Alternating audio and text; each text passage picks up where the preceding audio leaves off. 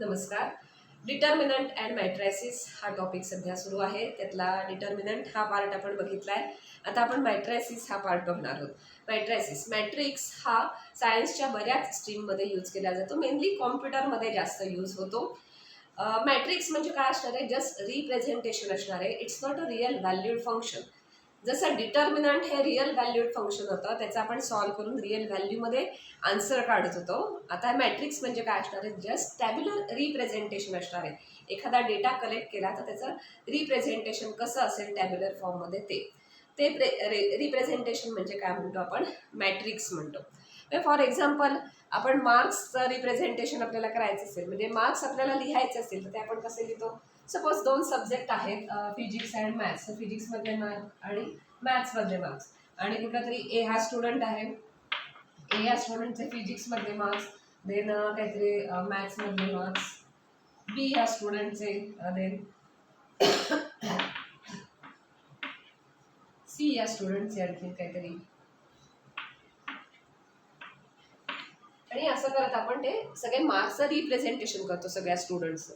आता इथे बघितलं तर ते सिस्टमॅटिक किंवा टॅब्युलर फॉर्ममध्ये रिप्रेझेंटेशन केल्यामुळे ते जास्त इझी टू अंडरस्टँड आहे. आणि ह्या डेटावर जर प्रोसेस करायची असेल तर ती प्रोसेस करण्यासाठी सुद्धा इझी होणार आहे. आता यातला जो यातले जे सगळे नंबर्स आहेत, हे नंबर्स म्हणजे हे काय आहेत? ही नावं आहेत. म्हणजे इकडे बघितलं तर यांची नावं असणार आहेत आणि इथे काय आहे? ते सब्जेक्टची नावं आहेत. सो आपला डेटा काय असणार आहे? तर हे सगळे मार्क्स म्हणजे सगळा त्याचा डेटा असणार आहे. या डेटाला टॅब्युलर फॉर्ममध्ये जेव्हा आपण घेतला, त्याला जर असा आपण स्क्वेअर ब्रॅकेट असा जर इथे घेतला तर ह्या सगळ्या नंबर्सने फॉर्म झालेलं आहे. हे सगळं जे स्ट्रक्चर आहे त्या स्ट्रक्चरला म्हणतात मॅट्रिक्स. अशाच टाईपचं स्ट्रक्चर आपण डिटर्मिनंटमध्ये बघितलं होतं. पण डिटर्मिनंटमध्ये तिथे फक्त 2 लाईन्स होत्या आणि इथे रिप्रेझेंटेशनमध्ये स्क्वेअर ब्रॅकेट असणार आहे. सो स्क्वेअर ब्रॅकेटच्या आतमध्ये रोज अँड कॉलम्सने बनलेलं जे स्ट्रक्चर आहे त्याला मॅट्रिक्स म्हणतात. मॅट्रिक्स हे लाईक अ वेक्टर आहे, त्यामुळे याची स्केलर व्हॅल्यू नसणार आहे. स्केलर व्हॅल्यू याची जर काढायची झाली तर डिटर्मिनंटचा यूज करावा लागतो आणि स्केलर व्हॅल्यू काढावी लागते. आता सेम डिटर्मिनंटसारख्या काही गोष्टी इथे आहेतच. अर्थात डिटर्मिनंटमध्ये जसं आपण रोज अँड कॉलम्स म्हणतो तसंच इथे पण आहे. दिस is first row, R1, R2, R3 आणि हे कॉलम्स आहेत, त्यामुळे हा C1, हा C2 असं रोज अँड कॉलम्सने बनलेलं हे स्ट्रक्चर आहे. आता मॅट्रिक्समध्ये डिफरंट नंबर असला तरी चालतो, म्हणजे रोज अँड कॉलमचा नंबर डिफरंट असला तरी चालतो. जनरली इथे रोजना M हे नोटेशन घेतात आणि कॉलमना N. So M cross N असं मॅट्रिक्सचं रिप्रेझेंटेशन असतं. मॅट्रिक्स रिप्रेझेंट करताना ऑलवेज स्क्वेअर ब्रॅकेटमध्येच घ्यायचा आणि डिटर्मिनंट ऑलवेज 2 लाईन्समध्येच घ्यायचा. उलटं करायचं नाही, कारण ते त्याचं स्ट्रक्चर आहे, ते त्याचं रिप्रेझेंटेशन आहे. त्यामुळे ते उलटं केलं तर ते त्याला म्हणजे मॅट्रिक्स म्हणायचं असेल तर स्क्वेअर ब्रॅकेटच घ्यायचं. चुकून 2 लाईन्सच काढल्या वगैरे काही घेत असं चालायचं नाही. सो हा रिप्रेझेंट कसा केला जातो? तर स्क्वेअर ब्रॅकेटमध्ये हा सगळा रिप्रेझेंट केला जातो आणि त्याची ऑर्डर इथे लिहिली जाते. ऑर्डर ह्याचा अर्थ काय की ह्या मॅट्रिक्समध्ये किती रोज आहेत आणि किती कॉलम्स आहेत हे एकत्रितपणे लिहिलेलं असतं. त्याला जनरली M आणि N डिनोट केलं जातं. फर्स्ट लिहिताना आपण नंबर ऑफ रोज लिहितो, सेकंड जो प्लेस असते त्याला नंबर ऑफ कॉलम्स काय तो नंबर लिहितो तिथे. सो M क्रॉस N या ऑर्डरचा मॅट्रिक्स आणि इन जनरल आत काय जे नंबर्स आहेत त्याला AIJ. आता ते कसे बघायचे ते आपण बघू. आणि ह्याला मॅट्रिक्सचं रिप्रेझेंटेशन करताना ऑलवेज कॅपिटल लेटर्स वापरतात. म्हणजे capital A is equal to capital B is equal to वगैरे असं कॅपिटल लेटर्स त्याचं नाव द्यायला, म्हणजे त्याचं नॉमेनक्लेचर करताना ऑलवेज कॅपिटल लेटर्स यूज करायचं. सो हे झालं मॅट्रिक्सचं रिप्रेझेंटेशन. कॅपिटल लेटर्समध्ये काढायचं, त्याच्यानंतर स्क्वेअर ब्रॅकेटमध्ये द्यायचं M क्रॉस N. MN ही त्याची ऑर्डर असते.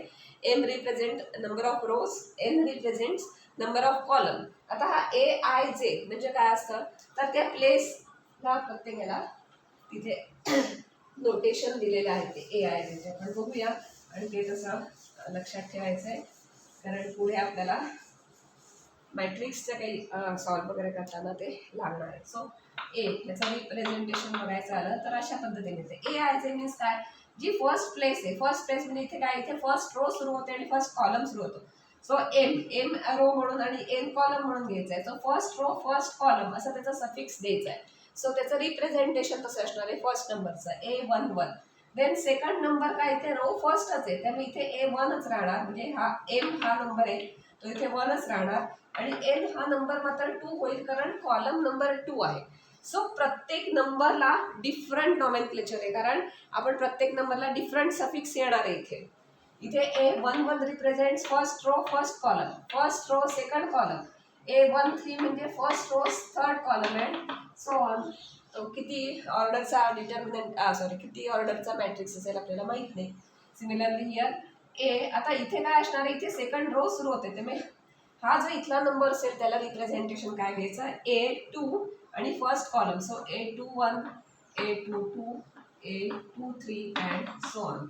असंच करत आता आपल्याला किती रोज आहेत माहित नाही, आपण इन जनरल काय म्हणतो याची ऑर्डर MN ऑर्डरचा आहे. MN ऑर्डरचा आहे म्हणजे M रोज असणार आहेत आणि N कॉलम असणार आहेत. सो फायनल असं करत करत mth रो येणार आहे.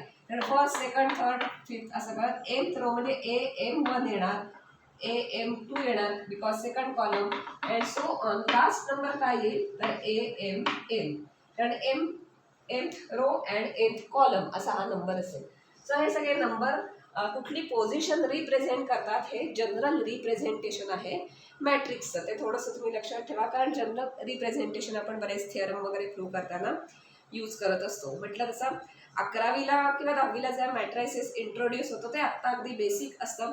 त्यानंतर जेव्हा तुम्ही कॉम्प्युटर्समध्ये जाल किंवा आणखी BSc मॅथमॅटिक्स वगैरे कराल किंवा फिजिक्सला सुद्धा सो तुम्हाला अजून ह्या मॅट्रिक्स यूज करून बरेच पुढचे कन्सेप्ट तुम्हाला तिथे असतात.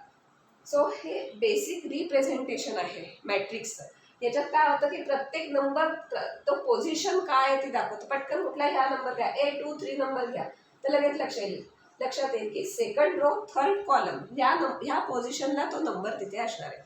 आता प्रत्येक नंबरला पोझिशन दिले तर लक्षात आलंच असेल की इंटरचेंज करता येत नाही पोझिशन इंटरचेंज केली की अर्थातच मॅट्रिक्सचा जे काय आहे मॅट्रिक्सचं काय जी काय ओळख आहे जी काय आयडेंटिटी आहे ती अर्थात चेंज होणार आहे. त्यामुळे इथे इंटरचेंज करता येत नाहीत आणि पोझिशन्स कशा लिहायच्या हे लक्षात आलं. इन जनरल MN ही आपण ऑर्डरसाठी यूज करतो. ऑलवेज लक्षात ठेवा फर्स्ट नंबर जो आहे तो रो नंबरसाठी घ्यायचा, सेकंड नंबर असेल तो कॉलम नंबरसाठी घ्यायचा. आता या मॅट्रिसेसमध्ये काही टाईप्स आहेत का वगैरे आपण ते पुढे बघू. म्हणजे मॅट्रिक्समध्ये M आणि N असे डिफरंट असले चालतात. डिटर्मिनंटमध्ये आपण बघितलंय की M आणि N हे number of rose and number of column सेमच लागतात तरच डिटर्मिनंट येतो, तरच आपण तो इव्हॅल्युएट करू शकतो. इथे स्केलर व्हॅल्यू इथे डायरेक्ट नाही आहे, डिटर्मिनंट शिवाय याची स्केलर व्हॅल्यू मिळत नाही. सो इथे रिप्रेझेंटेशन जे असतं ते M आणि N डिफरंट असले तरी चालतात. मग त्याच्यावरून काही मॅट्रिसेसचे टाईप होतात, ते टाईप आपण नेक्स्ट व्हिडिओ